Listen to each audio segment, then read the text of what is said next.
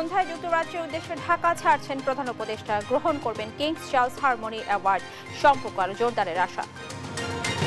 পরোয়ানা না থাকায় সাবেক পররাষ্ট্রপতি আব্দুল হামিদকে গ্রেফতার করা হয়নি জানালেন স্বরাষ্ট্র উপদেষ্টা। দোষী প্রমাণ হলে নেওয়া হবে ব্যবস্থা।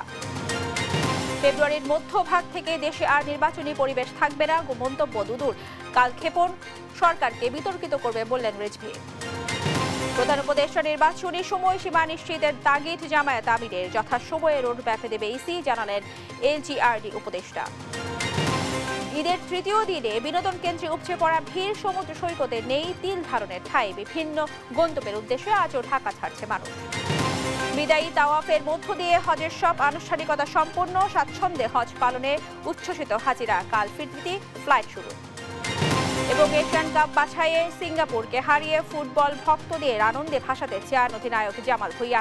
স্টেডিয়ামে নিরাপত্তা মহড়া। সংবাদ সন্ধ্যায় দেখছিলেন সংবাদ শিরোনাম, সঙ্গে আছে আমি রাবেয়া ইসলাম স্নেহা। এবার বিস্তারিত। 4 দিনের সরকারি সফরে যুক্তরাজ্য যাচ্ছেন প্রধান উপদেষ্টা ডক্টর মোহাম্মদ ইউনূস। সন্ধ্যা 7:30টায় ঢাকা ত্যাগ করবেন তিনি। সফরে বাকিংহাম প্যালেসে ব্রিটিশ রাজা তৃতীয় চার্লসের সঙ্গে সাক্ষাৎ করবেন তিনি। এ সময় রাজার হাত থেকে গ্রহণ করবেন কিংস চার্লস হারমোনি অ্যাওয়ার্ড। এই সফরে দুদেশের সম্পর্ক নতুন করে পুনরুজ্জীবিত হবে। অর্থনীতি, বাণিজ্য ও বিনিয়োগের ক্ষেত্রে আরও ঘনিষ্ঠ সহযোগিতামূলক সম্পর্ক গড়ে উঠবে বলে আশা করা হচ্ছে। পাশাপাশি পাচার হওয়া অর্থ ফেরানোর বিষয়েও আলোচনার কথা রয়েছে। এজন্যই প্রধান উপদেষ্টার সফর সঙ্গী হচ্ছেন বাংলাদেশ ব্যাংকের গভর্নর ডক্টর আহসান হাবিব মনসুর ও দুর্নীতি দমন কমিশনের চেয়ারম্যান ডক্টর আব্দুল মোমেন। পরোয়ানা না থাকায় সাবেক রাষ্ট্রপতি আব্দুল হামিদকে গ্রেফতার করা হয়নি বলে জানিয়েছেন স্বরাষ্ট্র উপদেষ্টা জাহাঙ্গীর আলম চৌধুরী। বলেন, তদন্তে দোষী হলে তাকে আইনের আওতায় নেওয়া হবে। সোমবার ডিএমপির যাত্রাবাড়ি থানা পরিদর্শন শেষে সাংবাদিকদের প্রশ্নের জবাবে এ কথা বলেন তিনি।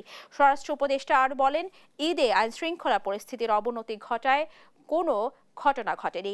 রাস্তাঘাটেও 2-1টি দুর্ঘটনা ছাড়া বড় ধরনের কোনো ঘটনা ঘটেনি। তাই ঈদের সার্বিক নিরাপত্তা ব্যবস্থা নিয়ে সন্তুষ্টি জানান তিনি। ব্যাংককে চিকিৎসা শেষে রোববার দিবাগত রাত 1:30টায় থাই এয়ারওয়েজের একটি ফ্লাইটে দেশে ফিরেছেন সাবেক রাষ্ট্রপতি আব্দুল হামিদ। নির্দোষীরা যেন কোনো অবস্থায় সাজা না পায়, এই জন্য আমাদের ইনভেস্টিগেশনটা করতে দেন। যদি ইনভেস্টিগেশন করার পর যেই দোষী হোক না কেন, কাউরে আইনের বাইরে থাকা হবে না। অনেক মামলাগুলি আছে যে কিছু মামলাগুলি ইনভেস্টিগেশন হয় নাই। ইনভেস্টিগেশন হওয়ার পরে যে দোষী হবে তারা আইনের আওতায় নেওয়া হয়েছে। যে তারা ওইভাবে প্রমাণিত না হলে তারা আমি কেন একটা নির্দোষ লোকের কেন আমি সাজা দেব? নির্বাচনে কোনো রাজনৈতিক দলকে বিশেষ সুবিধা দেওয়ার জন্য সময় ক্ষেপণ করলে অন্তর্বর্তী সরকার বিতর্কিত হবে বলে মন্তব্য করেছেন বিএনপির সিনিয়র যুগ্ম মহাসচিব রুহুল কবির রিজভী। আর ডিসেম্বরে নির্বাচন দাবি করেন দলটির ভাইস চেয়ারম্যান শামসুজ্জামান দুদু। বলেন, ফেব্রুয়ারির মধ্যভাগ থেকে দেশে আর নির্বাচনী পরিবেশ থাকবে না। সোমবার আলাদা অনুষ্ঠানে এসব কথা বলেন তারা। আলিমুজ্জামান সাফওয়ানের রিপোর্ট। সোমবার সকালে নয়াপল্টন বিএনপি কেন্দ্রীয় কার্যালয়ে সাংবাদিকদের সঙ্গে ঈদ পরবর্তী শুভেচ্ছা বিনিময় করেন দলের সিনিয়র যুগ্ম মহাসচিব রুহুল কবির রিজভী। বলেন, বিএনপি ডিসেম্বরে নির্বাচন চায় বলেই ক্ষোভ থেকে এর বিরোধিতা করছে একটি পক্ষ।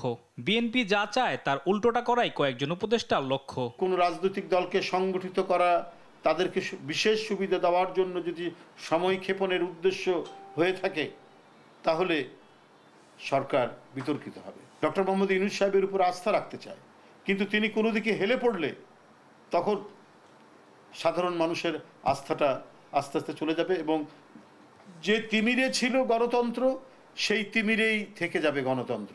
চুয়াডাঙ্গার নিজ বাড়িতে স্থানীয় নেতাকর্মীদের সঙ্গে মতবিনিময় করেন বিএনপির ভাইস চেয়ারম্যান শামসুজ্জামান দুদু। বলেন, ফেব্রুয়ারির মধ্যভাগ থেকে দেশে আর নির্বাচনী পরিবেশ থাকবে না।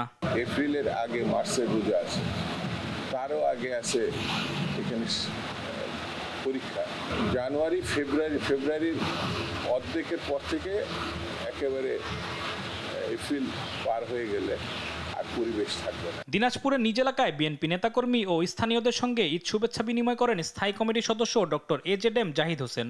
বলেন, দেশের সম্পত্তি ও সার্বভৌমত্ব কারো হাতে তুলে দেওয়ার ক্ষমতা সরকারের নেই। দেশের সম্পদ জাতীয় সম্পদ, এটি যদি কাউকে কোনোভাবে বন্দোবস্ত দিতে হয়, পরিচালনা করার দায়িত্ব দিতে হয়, তাহলে ম্যান্ডেট থাকতে হয়। এই যে দেশের সম্পত্তি, দেশের সার্বভৌমত্ব কারো হাতে তুলে দেওয়ার ক্ষমতা এই বর্তমান অন্তর্বর্তীকালীন সরকারের নেই। আলিমুজ্জামান সাফওয়ান, দেশ টিভি, ঢাকা। প্রধান উপদেষ্টার নির্বাচনের রোড ম্যাপ নিশ্চিত করতে সজাগ থাকার তাগিদ দিয়েছেন জামায়াতে ইসলামীর আমির ডাক্তার শফিকুল রহমান। পাশাপাশি নির্বাচনে যুবক ও প্রবাসীদের ভোট নিশ্চিতের দাবি জানান তিনি। সোমবার দুপুরে মৌলভীবাজারের বড়লেখায় ঈদ পুনর্মিলনী অনুষ্ঠানে এসব কথা বলেন জামায়াত আমির।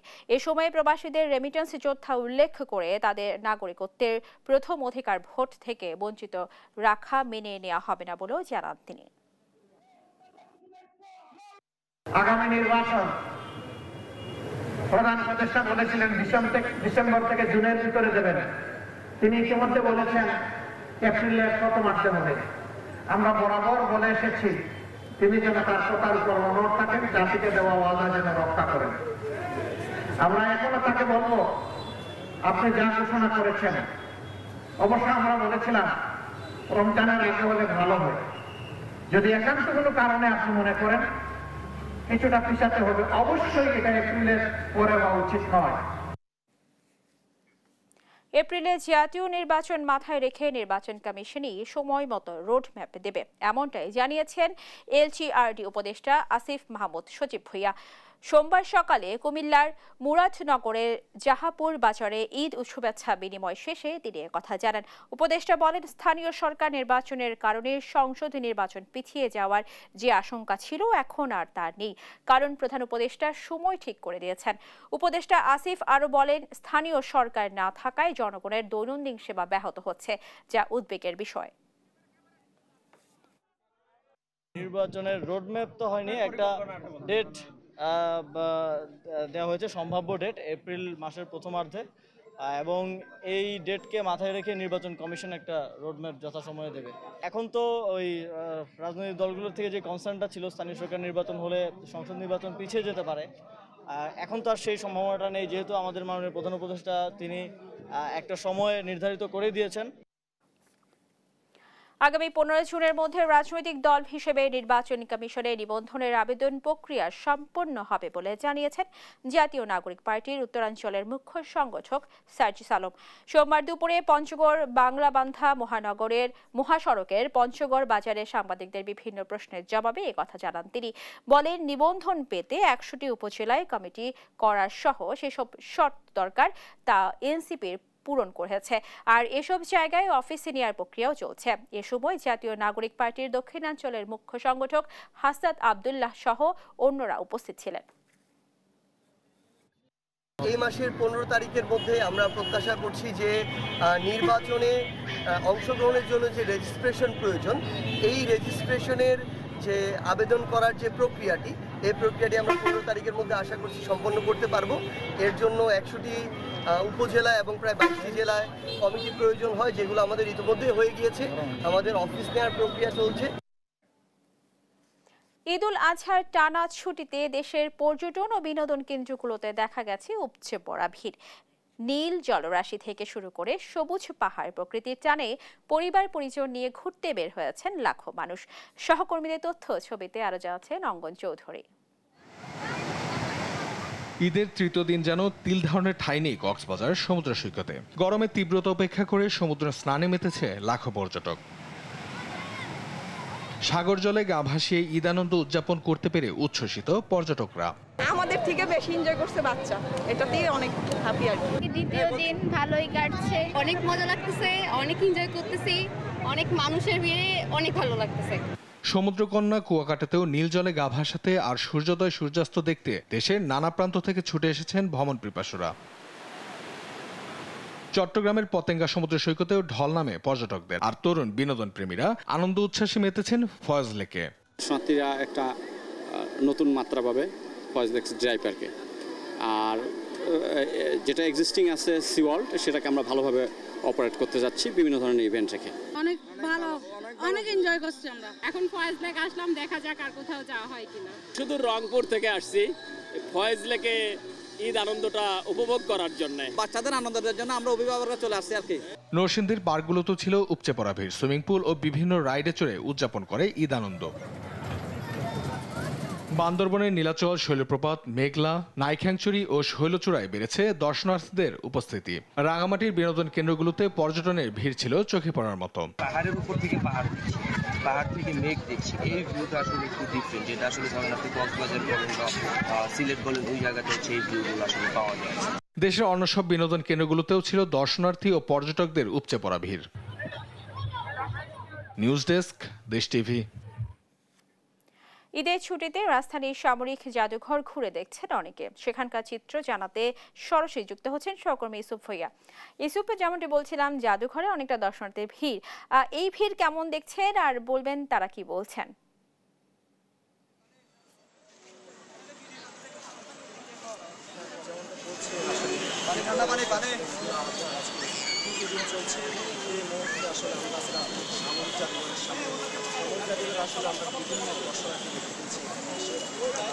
সকাল থেকে না আসলেও বিকেলের পর থেকে আসলে এখানে বিভিন্ন দর্শনার্থী আসা শুরু করেছেন। আসলে বিভিন্ন জায়গায় বিভিন্ন দর্শনার্থী যারা বিভিন্ন জায়গায় দর্শনার্থীরা ভিড় করেছে, শুধু আমরা জানি যেমন আমরা আশেপাশের মধ্যে যতগুলো পর্যটন জায়গা রয়েছে তার মধ্যে সামরিক জাদুঘর রয়েছে, এখানে আমাদের ঠিক পাশে আসলে জিয়া উদ্যান রয়েছে, তার পাশে আসলে শিশু উদ্যান সহ আরো কয়েকটি জায়গা রয়েছে।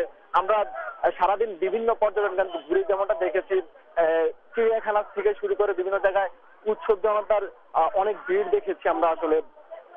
আর এখন এখানে এসে জাদুঘরটিতে আমরা যেমনটা দেখতে পাচ্ছি আসলে দর্শনার্থীরা ঘুরছে, তাদের নিজেদের আসলে ঈদ পরবর্তী আমরা জানি যেমন ঈদের দিন কোরবানি পশু জবাই নিয়ে সবাই ব্যস্ত ছিল, আজকে ঈদ পরবর্তী 2 দিন তারা আসলে নিজের মতো করে পরিবার নিয়ে আত্মীয় স্বজন নিয়ে ঘোরাফেরা করছে, আনন্দ উৎসব মুখর সময় কাটাচ্ছেন। তার মধ্যে জাদুঘরটিতে আসার পর এই জাদুঘরটি আসলে বাংলাদেশ সেনাবাহিনী কর্তৃক একটি নিয়ন্ত্রিত জাদুঘর। বাংলাদেশ সামরিক বাহিনীর ইতিহাস, ঐতিহ্য, সাফল্য সংক্রান্ত নির্দেশনা এবং বিভিন্ন অস্ত্র সংগ্রহের এই জাদুঘরটি সজ্জিত। তো সেই জাদুঘরটি দেখার জন্য আসলে তারা এসেছে। আপনাকে জানিয়ে রাখি, এছাড়াও 1971 সালে মুক্তিযুদ্ধের সময় সেনাবাহিনীর কমান্ডারদের বেজ, পোশাক, অস্ত্র, গোলাবারুদ, কামান সহ যোগাযোগের জন্য ব্যবহৃত বিভিন্ন যানবাহন এবং জাদুঘরটিতে রক্ষিত রয়েছে যানবাহন সব বিভিন্ন জিনিস রয়েছে। যে আমরা যেমন দেখতে পাচ্ছি ছোট কিশোর থেকে পিসি থেকে শুরু করে সবাই আসলে নিজেদের উৎসাহ উদ্দীপনা জানাচ্ছে আসলে। এছাড়াও আসলে এখানে শিল্প গ্যালারি, প্রদর্শনী গ্যালারি, উপহারের দোকান, মুক্ত মঞ্চ, চলচ্চিত্র হল, বহুবিধ হল, সেমিনার হল, গ্রন্থাগার, তারপর আর্কাইভ, ভাস্কর্য সহ বিভিন্ন জিনিস দেখার জন্য রয়েছে জাদুঘরের ভিতরে।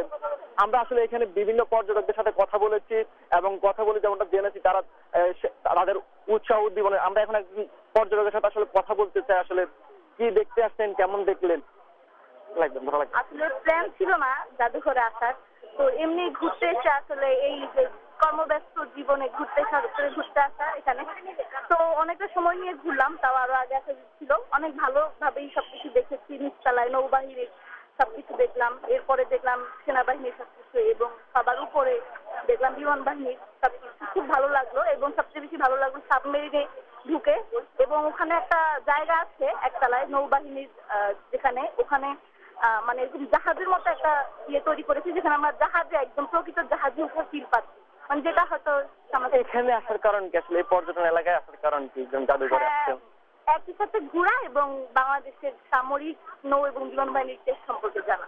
এখানে কি মুক্তিযুদ্ধের ইতিহাস সম্পর্কে অনেক? হ্যাঁ সবকিছু আছে, মূলত 1952 থেকে শুরু করে 71 পর্যন্ত, এবং বর্তমানে বিভিন্ন ইউএনও মিশনেও যে বাংলাদেশের অবদান, বাংলাদেশ সশস্ত্র বাহিনীর অবদান সবকিছুই এখানে তুলে ধরা হয়েছে। আমরা যেমন জানতে পারলাম যে আসলে 1952 সালের পর থেকে 1971 সাল পর্যন্ত বাংলাদেশ সেনাবাহিনী, বাংলাদেশ সামরিক বাহিনীর বিভিন্ন কর্মকাণ্ড, মুক্তিযুদ্ধে বাংলাদেশ সেনাবাহিনী এবং সামরিক বাহিনীর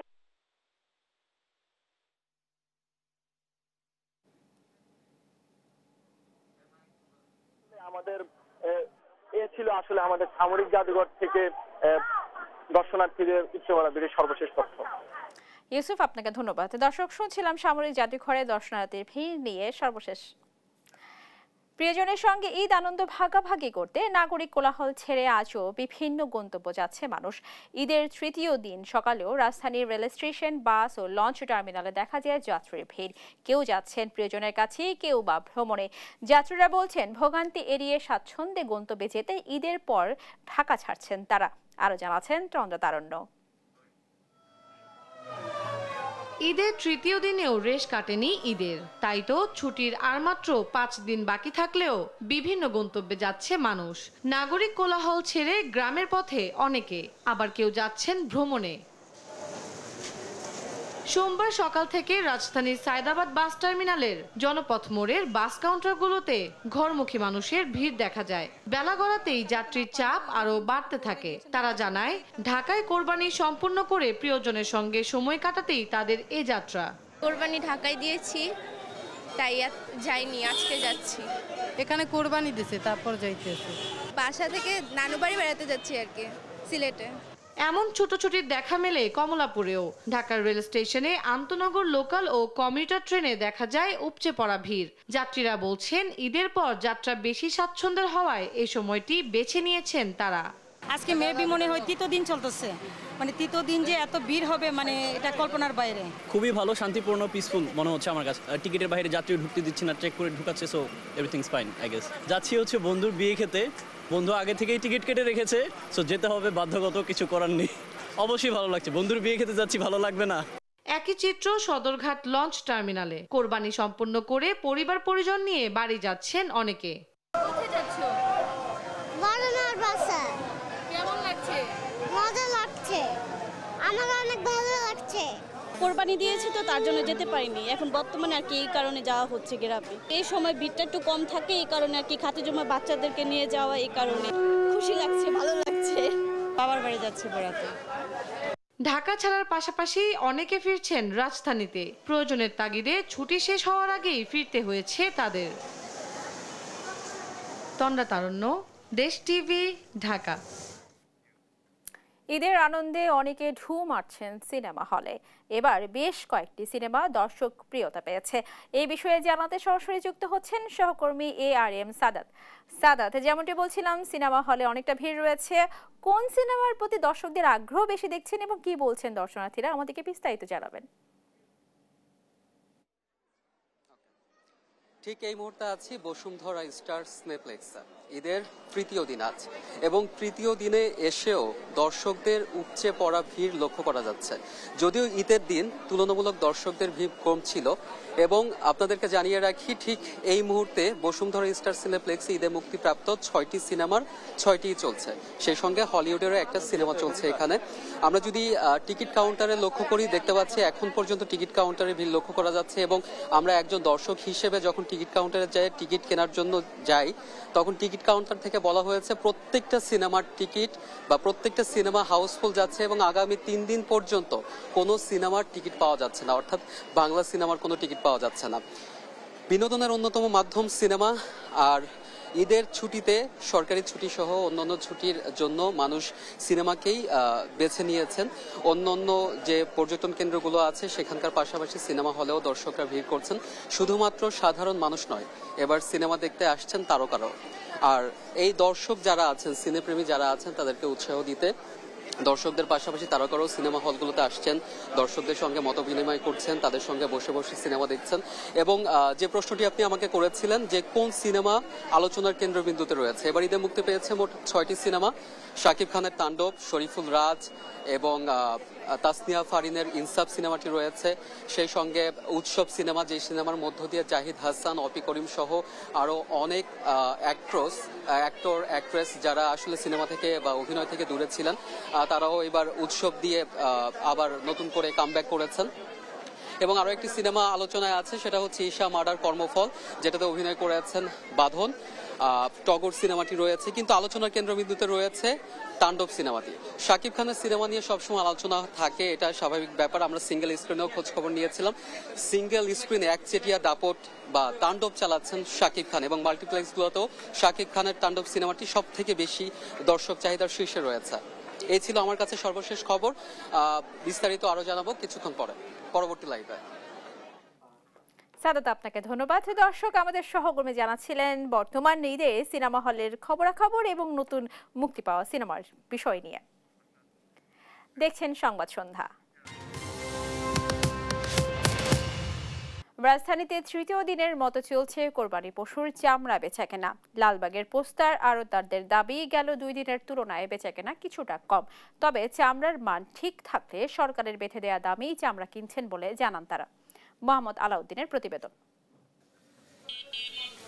কোরবানিকে ঘিরে প্রতি বছরই চামড়া বেচাকেনায় ব্যস্ত সময় পার করেন আড়তদার ও পাইকারি ব্যবসায়ীরা। এবছরও তার ব্যতিক্রম হয়নি। তবে ঈদের তৃতীয় দিনে কিছুটা ভাটা পড়েছে চামড়া বেচাকেনায় বলে দাবি করেন পুরান ঢাকার পোস্তা এলাকার ব্যবসায়ীরা। বলছেন, সোমবার কোরবানির সংখ্যা কম হওয়ায় চামড়া বেচাকেনাও কম হচ্ছে।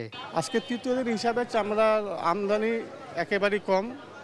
মনে করেন যে 100%-এর মধ্যে আজকে হয়তো 2-4% মাল কোরবানি হয়েছে। সাপ্লাই আমাদের কম, 2-4টা করে চামড়া আছে, এই জন্যই আমরা কিনি। এছাড়াও চামড়ার গুণগত মানের উপর ভিত্তি করে সরকারের বেঁধে দেওয়া দামেই চামড়া কেনার চেষ্টা করছেন বলেও জানান তারা। এভারেজ কত? এই 900, 1000 বড় চামড়াগুলো।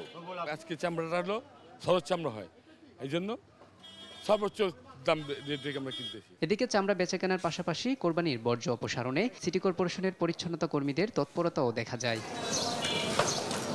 মোহাম্মদ আলাউদ্দিন, দেশ টিভি, ঢাকা। লবণ লাগাতে দেরি হওয়ায় কিছু চামড়া নষ্ট হওয়ার কথা স্বীকার করে শিল্প উপদেষ্টা আদিলুর রহমান খান বলেছেন, চামড়া সংরক্ষণে উদ্যোগ নিচ্ছে সরকার, আর সরকারের নেওয়া নানা পদক্ষেপে আগামীতে বহির্বিশ্বে চামড়ার চাহিদা তৈরি হবে বলে মন্তব্য করেছেন বাণিজ্য উপদেষ্টা শেখ বশিরউদ্দিন। সহকর্মীদের পাঠানোর প্রতিবেদন জানাচ্ছেন শামীম হোসেন। সোমবার বিকেলে যশোরের রাজারহাট বাজারের চামড়ার হাট পরিদর্শন করেন বাণিজ্য উপদেষ্টা শেখ বশিরউদ্দিন। তিনি বলেন, ট্যানারি শিল্পের বিকাশে সরকার নানা পদক্ষেপ নিচ্ছে, এতে বহির্বিশ্বে বাংলাদেশের চামড়ার চাহিদা তৈরি হবে। ট্যানারি মালিকদের সক্ষমতা বৃদ্ধি করার উদ্দেশ্যে সরকার তাদের প্রণোদনার প্রায় 220 কোটি টাকা সরকার এই ঈদের আগে ছাড় করেছে, সেদের জন্য ট্যানারি আলারা তাদের পণ্য উপযুক্ত মূল্যে কিনতে পারে। আমরা বাজার ব্যবস্থাকে ইনক্লুসিভ করেছি, অন্তর্ভুক্তিমূলক করেছি, করে বাজার ব্যবস্থার উপরে জিনিসটা ছেড়ে দিয়েছি ফাইনাল প্রোডাক্ট ভ্যালু।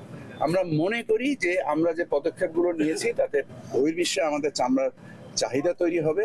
লবণ লাগাতে দেরি হওয়ায় কিছু চামড়া নষ্ট হওয়ার কথা স্বীকার করেছেন শিল্প উপদেষ্টা আদিলুর রহমান খান। দুপুরে সাভারের ঝাউচর বিসিক চামড়া শিল্পনগরী পরিদর্শনের সময় তিনি বলেন, চামড়া সংরক্ষণে যা করা সম্ভব তার সব করা হবে। কিছু জায়গায় লবণ চামড়াতে লাগাতে গ্যাপ হওয়ার কারণে, ঠিকভাবে লাগানো না হওয়ার কারণে কিছু চামড়া নষ্ট হয়েছে, আর বাকি চামড়াগুলো আস্তে আস্তে ঢাকায় আসছে। 10 দিনের যে গ্যাপ আছে। ট্যানারিতে কেন্দ্রীয় বর্জ্য পরিশোধনাগার সম্পর্কিত অনিয়মের সঙ্গে জড়িতদের বিরুদ্ধে ব্যবস্থা নেওয়া হচ্ছে বলেও জানান উপদেষ্টা। শামীম হোসেন, নিউজ ডেস্ক, দেশ টিভি। ঈদের তৃতীয় দিনেও রাজধানীর 2 সিটি কর্পোরেশনে চলছে পরিচ্ছন্নতা কার্যক্রম। কোরবানির পশুর বর্জ্য অপসারণ শেষে হাটের বর্জ্য অপসারণ ও রাস্তার পরিষ্কারের কার্যক্রমে অংশ নিয়েছেন প্রায় 2000 পরিচ্ছন্নতা কর্মী। তবে স্থানীয় বাসিন্দাদের অভিযোগ, কাজ চলছে ধীর গতিতে। ফাহিম ইউসুফের প্রতিবেদন। যত্রতত্র পড়ে আছে কোরবানির হাটের বর্জ্য, পচে ছড়াচ্ছে উৎকট গন্ধ। নির্ধারিত সময়ের মধ্যে বর্জ্য অপসারণের কথা থাকলেও রাজধানীর বিভিন্ন গরুর হাটে দেখা যায় বর্জ্যের স্তূপ। সোমবার সকালে রাজধানীর তেজগাঁও, মিরপুর, ধোলাইখাল সহ অনেক জায়গায় দেখা যায় এই চিত্র। তবে রাজধানীর অলিগলি সহ অধিকাংশ এলাকায় কোরবানি করা পশুর বর্জ্য 12 ঘন্টার চ্যালেঞ্জ নিয়ে কাজ শুরু করে সিটি কর্পোরেশন। অধিকাংশ রাস্তায় পশুর বর্জ্য অপসারণ শেষে ঝাড়ু ও পানি দিয়ে পরিষ্কার কার্যক্রম চালাতে দেখা যায় পরিচ্ছন্নতা কর্মীদের। ছিটানো হয় ব্লিচিং পাউডারও। ঢাকার 2 সিটি কর্পোরেশন মিলিয়ে প্রায় 2000-এর বেশি পরিচ্ছন্নতা কর্মী নিরবিচ্ছিন্নভাবে চালাচ্ছেন অপসারণ কার্যক্রম। হাটের ইজারাদার থেকে শুরু করে সিটি কর্পোরেশন ও হাট ব্যবস্থাপনায় থাকা সংশ্লিষ্টদের বর্জ্য অপসারণে ধীর গতিতে ভোগান্তি বলছেন স্থানীয়রা। রাস্তাঘাটে চলাচল দুর্গন্ধ, ময়লা নিতেছে না, রাস্তাঘাট অপরিষ্কার, ময়লা গন্ধ।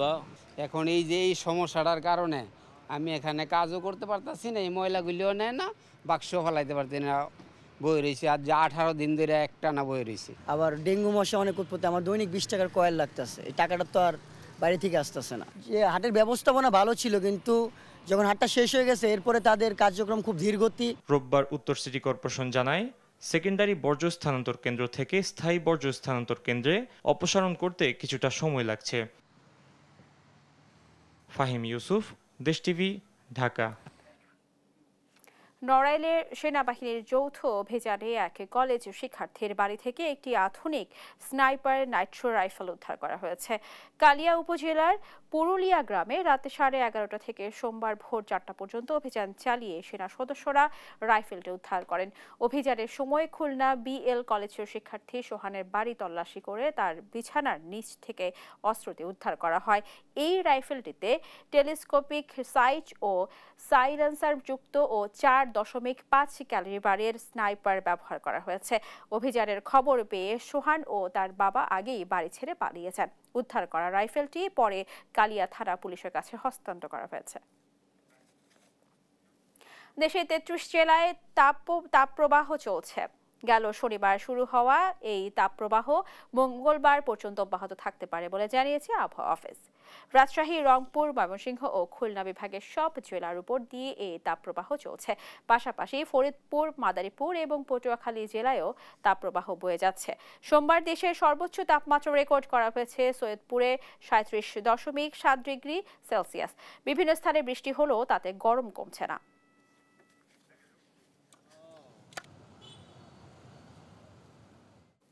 দেখছেন সংবাদ সন্ধ্যা। বিদায়ী তাওয়াফের মধ্য দিয়ে হজের আনুষ্ঠানিকতা সম্পন্ন করলেন হাজিরা। সেখানে আল্লাহ দরবারে শেষবারের মতো দুহাত তুলে করেন প্রার্থনা। এবছর তীব্র গরম থাকলেও সৌদি প্রশাসনের তৎপরতায় বেশ স্বাচ্ছন্দ্যে হজ পালন করতে পেরে উচ্ছ্বসিত হাজিরা। প্রস্তুতি নিচ্ছেন ফিরতি ফ্লাইটে নিজ নিজ দেশে ফেরার। এদিকে কালই দেশে পৌঁছাবে ফিরতি হজ ফ্লাইট। নীরব দাসের রিপোর্ট। কাবায় বিদায়ী তাওয়াফ পালনের মধ্য দিয়ে হজের ইতি টানলেন বিশ্বের নানা প্রান্ত থেকে আগত 20 লাখ মুসলমান। নিয়ম মেনে জামারায় শয়তানকে শেষবারের মতো কঙ্কর নিক্ষেপ করে 11 ও 12 জিলহজ মক্কার গ্র্যান্ড মসজিদের উদ্দেশ্যে রওনা হন হাজিরা। ধর্মীয় বিধান মেনে অংশ নেন বিদায়ী তাওয়াফে। সৃষ্টিকর্তার প্রতি কৃতজ্ঞতা জানিয়ে কাবা শরীফ প্রদক্ষিণ করেন হাজিরা। দুহাত তুলে প্রার্থনা করেন বিশ্বের মঙ্গল ও শান্তি প্রতিষ্ঠায়। সম্পূর্ণ করেন ইসলামের পঞ্চম স্তম্ভ হজের সব রীতিনীতি। এবছর হজ মৌসুম জুড়ে সৌদি প্রশাসনের কার্যকর ব্যবস্থাপনায় সন্তোষ জানান হাজিরা। এবছর হজের পরিবেশ ভালো ছিল। হাজিরা কোনো প্রতিবন্ধকতা ছাড়াই সব নিয়ম কানুন মেনে হজ পালন করতে পেরেছেন। কোনো বাধার মুখে পড়তে হয়নি আমাদের। আবহাওয়া বেশ উষ্ণ থাকলেও প্রশাসনের বিকল্প ব্যবস্থায় বেশ স্বস্তিতেই হজ পালন সম্ভব হয়েছে। তাওয়াফ ভালো হয়েছে। আশা করি আল্লাহ আমাদের প্রার্থনা শুনবেন। 40 থেকে 44 ডিগ্রি সেলসিয়াস তাপমাত্রা উপেক্ষা করে মিনা থেকে কাবা ছুটেন মুসলমানরা। এতে হিট স্ট্রোকের ঝুঁকি বাড়লেও পানি ছিটিয়ে ও ভ্রাম্যমাণ মেডিকেল সেবা নিশ্চিত করায় সে ঝুঁকি 90% কমেছে বলে দাবি স্বাস্থ্যকর্মীদের। আমাদের জরুরি বিভাগ সবসময় তৎপর ছিল। তীব্র গরমে গুরুতর অসুস্থ হয়ে যাওয়াদের তাৎক্ষণিক চিকিৎসা নিশ্চিত করাই ছিল আমাদের মূল লক্ষ্য। এমনকি হাসপাতালেও সার্বক্ষণিক চিকিৎসা সেবা নিশ্চিত করেছি আমরা। আধুনিকতার ছোঁয়া ও প্রশাসনের কঠোর নজরদারিতে সুশৃঙ্খলভাবে হজ সম্পন্ন করতে পেরে উচ্ছ্বসিত হাজিরা। হজের সব আনুষ্ঠানিকতা শেষ হওয়ায় মঙ্গলবার থেকে নিজ দেশে ফিরবেন তারা। নীরব দাস, নিউজ ডেস্ক, দেশ টিভি। দেখছেন সংবাদ সন্ধ্যা।